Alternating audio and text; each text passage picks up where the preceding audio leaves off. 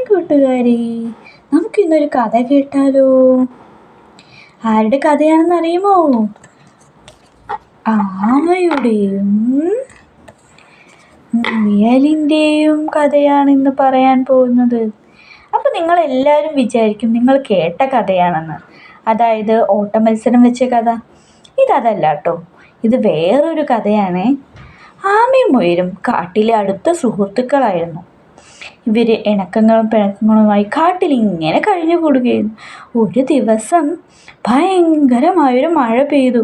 ആ മഴയത്ത് കാട്ടിലൊക്കെ വെള്ളമായ കാട്ടിലൂടെ ആമയ്ക്കാണെങ്കിൽ നീന്തി പോവാൻ അറിയാമായിരുന്നു.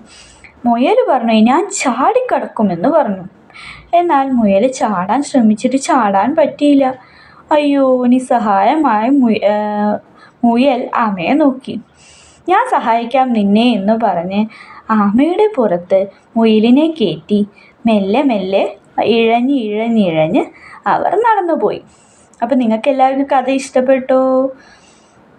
കഥ ഇഷ്ടപ്പെട്ടെങ്കിൽ ലൈക്ക് ചെയ്യുക, ഷെയർ ചെയ്യുക, കമൻറ്റ് ചെയ്യുക. അപ്പോൾ ബൈ.